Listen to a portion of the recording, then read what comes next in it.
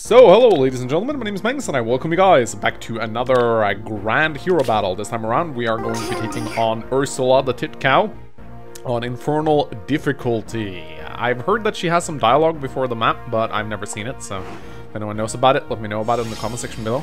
So, this is quite an easy hero battle, at least if you have the right units. I brought my Brave Ike. He has distant counter. I actually sacrificed Hector for him because I love Brave Ike. He's going to be playing a rather minor role, but still an important one, nevertheless. And I have also brought my Sakura, my Neko Sakura. She is a mage killer. Yes, she is actually a mage killer, guys. A real mage killer. For real. She's going to be very good against Ursula. And then, of course, I brought my Christmas Tharia. She's going to be great against the thieves of this map, who are all wielding anti-infantry daggers. So they will really slaughter your infantry units, and Tharia is an armored unit, so she doesn't take any damage from them. And her Vengeful Fighter is going to allow her to retaliate and double against them. She's going to be really good. And I brought my Ashra. I'm actually not even sure if I needed Ashra for this map. I brought her just to buff for the most part. I actually think I could have done this without her. Not sure, but I think so. So she actually ended up being completely useless. But you know, the stat buffs are always nice to have, and she supports with Brave Ike, so she gives Ike some stat buffs. So, the first turn is really important here. You want to lure the lower thief to attack Tharia, and you want to position Neko Sakura in such a way that Ursula can attack her on the first turn. You got that Armor Knight to the right there? He has Wings of Mercy, so he can teleport around the map if you're not careful. So I set up my units in such a way that he will teleport out of a position where he won't harm me.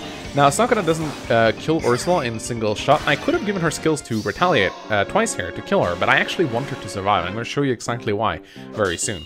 My Tharia is perfectly statted and skilled to deal with these thieves. She actually one-rounds them because she procs Iceberg, and that is enough to one-shot him on retaliation strikes. So that gets rid of him really quickly. That's nice. So as you can see right here, the Green Cavalier comes in, and the Cavalier just pulled Ursula back. And because of that, you're going to see now that the Armor Knight to the right, he's going to use his Wings of Mercy to teleport there, and that actually places him in a position where he's not really a big bother to me.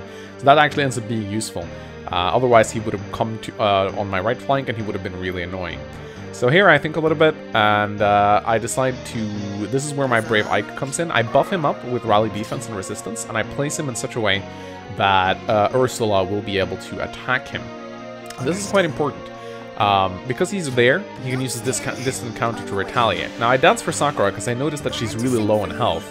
And here's the funny thing. I do actually think that Ursula would have been able to kill Sakura on this phase, but you'll actually see what she ends up doing. I think this is the AI fucking up.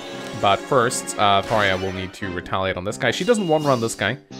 He has slightly more resistance, I think. But she still leaves him really low. But he does a Savage Blow, which deals some damage to me. But for whatever reason here, Ursula wants to go for Ike. And I think it's because she can kill him. But because of his distant counter, he retaliates and kills her. I think she otherwise would have gone for Sakura, but she ends up going for Ike. So I think that's a good thing for me. I didn't calculate it, but I think that's the case. Anyway, Tharia again with her close counter. Iceberg murders the Sax Knight. And with that, the rest of the battle is pretty simple. I did think a little bit right here, because it's still a small possibility that you might fuck up. But I realize here that Tharia is perfectly capable of dealing with this thief. And then it's pretty much just... I also use Ashra here to dance, but it's completely unnecessary. I don't think that Knight has the damage output to even hurt Tharia.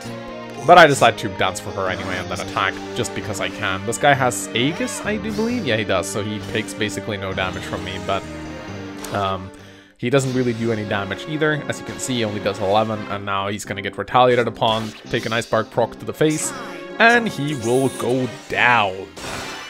So again, one of the easier hero battles. Most of you guys have probably done this by now. But I felt like making a video about it anyway, because I think these are rather cool and interesting to do. So yeah, you get a nice pair of titties right there, yeah, I think that's the reward for beating this map. I think you might get a hero as well, but I did that some feathers, so didn't really check. So if anyone of you guys could tell me, that'd be nice. All right, guys, like, comment, and subscribe, and yeah, more heroes content. Woo!